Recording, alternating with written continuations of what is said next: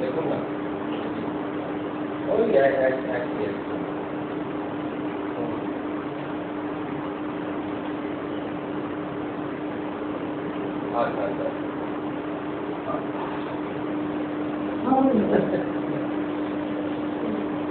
আমার একটা প্রোগ্রাম আছে প্রোগ্রামে প্রোগ্রাম আছে দাঁড়ান না ও প্রিয় তো না আপনাকে বাড়ি থেকে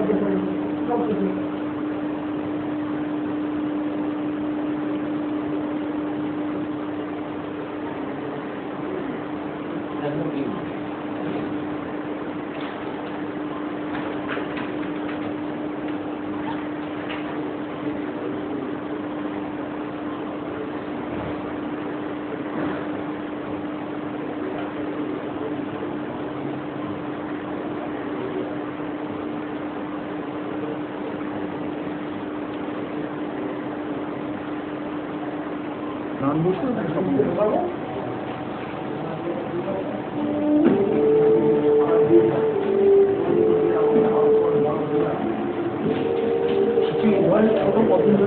এই ধরনের প্রোগ্রাম তো একদম শুরু থেকেই করছি। ধরুন আবৃত্তির জগতে যখন ঢোকা মানে প্রবেশ, সেই আবৃত্তির প্রবেশ থেকেই করছি এই ধরনের অনুষ্ঠান। মানে ধরুন যখন থেকে আমাদের প্রথম শিক্ষাগ্রহণ হচ্ছে সদ্য প্রাথমিক শিক্ষক 3 বছর আপনার, তারপরে যখন শিক্ষাগ্রহণের পর বেশ 2-3-4 বছর পর থেকে আবৃত্তির অনুষ্ঠান শুরু। ধরুন 1998-99 এরকম 98 এরকম ওরা শুরু প্রাপ্তবয়স্কের কাছে শিক্ষা গ্রহণ। বেসিক্যালি কী ধরনের প্রোগ্রাম করে? বেসিক্যালি প্রোগ্রাম করতে তো বিভিন্ন মঞ্চে করি। মঞ্চ ছাড়া আপনার আকাশবাণীতে কাজ করেছি, আকাশবাণীতে কাজ করেছি। এছাড়া হচ্ছে যে বিভিন্ন অনুষ্ঠান করি থাকে। বাংলা একাডেমিতে তো আমাদের অনুষ্ঠান প্রায়ই থাকে আর কি। হ্যাঁ, তাছাড়া তো স্টেজ পারফরমেন্স তো করি, সবসময় করি আর কি। হ্যাঁ, আমি দেখেছি প্রচুর অনুষ্ঠান হয়, প্রচুর রবীন্দ্র সদন, শিশির মঞ্চ, বিভিন্ন মেলা, তারপরে হচ্ছে যে রেডিওর বিভিন্ন অনুষ্ঠান, আকাশবাণী, সব রকম অনুষ্ঠানই করে থাকি। এছাড়া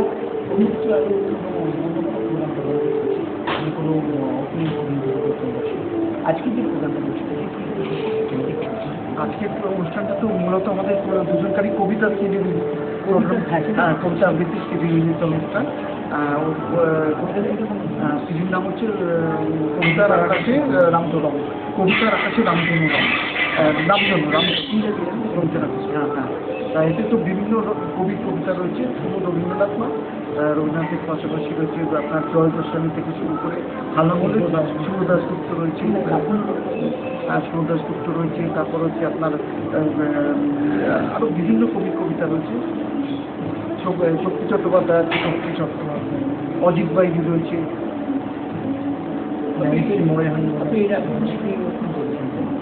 হ্যাঁ, এটা আমাদের থেকে বেরিয়েছিল। হ্যাঁ, সেটা কি নাম? সেটার নাম ছিল তবু মনে রেখো। তবু মনে রেখো, তবু মনে রেখো।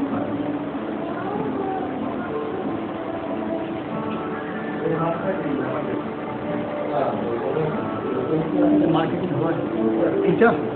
হ্যাঁ, নিশ্চয়ই বার করতে। হ্যাঁ, নিশ্চয়ই খুব বেশি আইডিয়া নিয়ে আছে, বলতে পারবো না। কি হয় সেটা ওই ব্যবসার মধ্যে শ্রোতা দর্শক কেমন ধরনের রেসপন্স মানে শ্রোতা দর্শকের রেসপন্সের কথা বলছি খুব ভালো রেসপন্স পাই আর কি মানে প্রত্যেকে বেশ আগ্রহ সহকারে নিয়ে থাকে তো মানুষের আগ্রহটা খুব বেশি মনে হয় এখন তো কবিতার জলটাও বেশি সেটা আপনি ধরুন আপনার 100 কেজি হ্যাঁ হ্যাঁ 100 বা যেটাও তারপরে যেটা পাইছি হতে পারে আপনি জানতে পারবেন। এই ব্যাপারটা আমাদের খুব অভিজ্ঞতা সম্পন্ন জানতো সেই জন্য ব্যাপারটা বলতে পারছি না। কোম্পানির সঙ্গে আপনাকে পাইছি ব্যাপারটা তো আইনগত ব্যাপারটা জানতে হবে। এই প্রশ্নগুলো তো খুব এই প্রশ্নটা আপাতত অন্য প্রসঙ্গে যাওয়া যেতে পারে। না এই প্রশ্নটা আছেই থাকবে যে আপনি করছেন মানুষের কাছে যাওয়ার জন্য। হ্যাঁ হ্যাঁ হ্যাঁ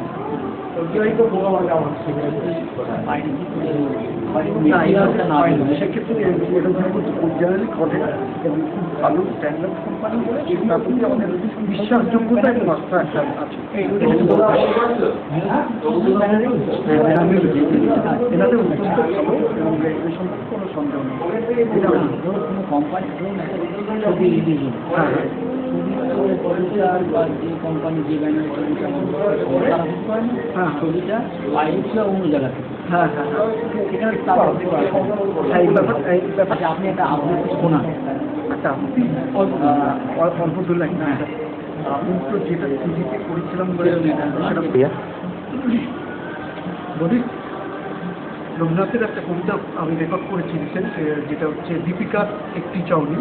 ওই কবিতাটা বড় ভালো গাড়িতে উঠবার সময় একটুখানি মুখ ফিরিয়ে সে আমায় তার শেষ চাউনিটুকু দিয়ে গেছে। এই মস্ত সংসারে ওইটুকু আমি রাখি কোনখানে? দণ্ড ফল মুহূর্ত অহরহ পা ফেলবে না এমন একটু জায়গা আমি পাই কোথায়? মেঘের সকল সোনার রং যে সন্ধ্যায় মিলিয়ে যায়, এই চাউনিও কি সেই সন্ধ্যায় মিলিয়ে যাবে? নাগকেশরের সকল সোনালি রেণু যে বৃষ্টিতে ধুয়ে যায়, এই চাউনি কি সেই বৃষ্টিতেই ধুয়ে যাবে? সংসারে হাজার জিনিসের মাঝখানে ছড়িয়ে থাকে, এ থাকবে কেন? হাজার কথার আবর্জনায়, হাজার বেদনার রূপে তার ওই এক চকিতের ডাল আর সব কিছুকে ছাড়িয়ে আমারই কাছে এসে পৌঁছেছে। আমি একে রাখবো গানে গেঁথে, ছন্দে গেঁথে, আমি একে রাখবো সৌন্দর্যের কামনা গতিতে। পৃথিবীতে রাজার প্রতাপ ধনীর ঐশ্বর্য হয়েছে শুধু মরবার জন্য, কিন্তু চোখের জলে কি সেই অমৃত নেই যাতে এক মুহূর্তের চাহনিকে চিরটা কাল বাঁচিয়ে রাখবে?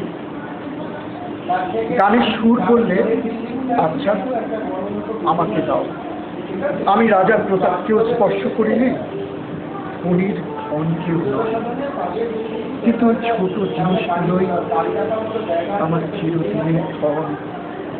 ওইগুলো দিয়েই আমি অসীমের গলার হার গাঁথি, ওইগুলো দিয়েই আমি অসীমের গলার হার গাঁথি। সত্য চট্টোপাধ্যায় যখন বৃষ্টি নামে, বুকের মধ্যে বৃষ্টি নামে, নৌকা টলমল, ফুল ছেড়ে আজ কখনে যায় এমনও সম্বল নেই নিকটে। হয়তো ছিল বৃষ্টি আসার আগে, চলচ্ছক্তিহীন হয়েছিল তাই কি মনে জাগে কোনো বাড়ির স্মৃতি? আমার স্বপ্নে মেশা দিল চলচ্ছক্তিহীন হয়েছে, চলচ্ছক্তিহীন। বৃষ্টি নামলো যখন আমি উঠোন পানে একা, দৌড়ে গিয়ে ভেবেছিলাম তোমার পাবো দেখা। হয়তো মেঘে বৃষ্টি দেওয়া শিউলি গাছের তলে, যেন কেশ ভিজিয়ে দিচ্ছ আকাশ ছেঁচা জলে। কিন্তু তুমি নেই বাহিরে, অন্তরে মেঘ করে, ভারী ব্যাপক বৃষ্টি আমার বুকের মধ্যে ঝরে, ভারী ব্যাপক বৃষ্টি আমার বুকের মধ্যে ঝরে, ভারী ব্যাপক বৃষ্টি আমার বুকের মধ্যে ঝরে। অনুষ্ঠানের মধ্যে আচ্ছা অনুষ্ঠানের মধ্যে ধরুন আপনি বিদ্যাসাগর মেলা রবীন্দ্রভারতী সোসাইটি, রবীন্দ্রভারতী সোসাইটি, পশ্চিমবঙ্গ সরকারের তথ্য ও সংস্কৃতি বিভাগ।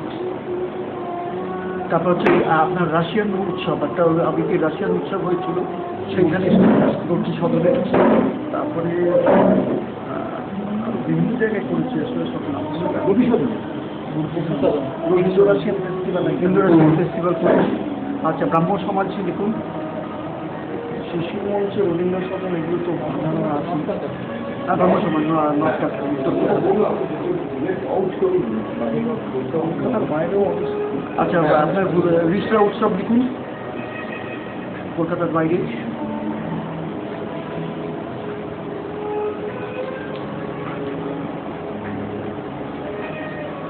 আরও অনেকগুলো আছে, মাথায় আসছে না আপনি লিস্ট হয়ে যাচ্ছে, মাথায় আসলে সবসময় ফোন করে দেবেন।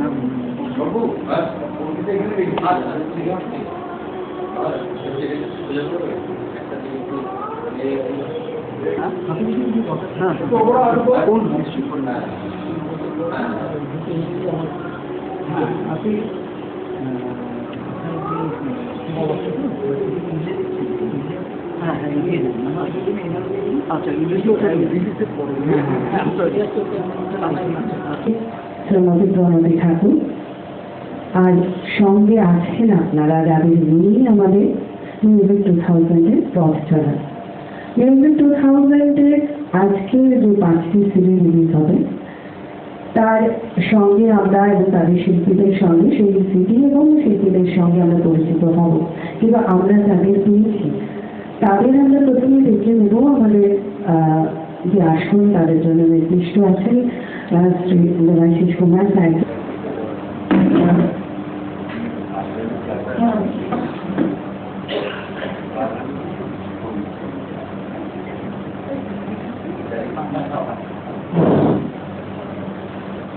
মঙ্গলময় প্রদীপ প্রজ্বল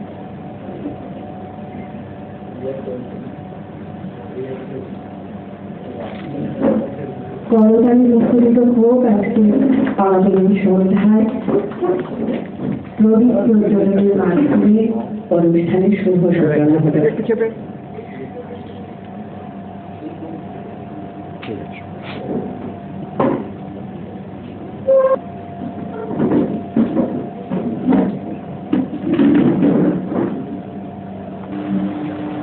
শ্রীমতী প্রণতি ঠাকুর করতালি।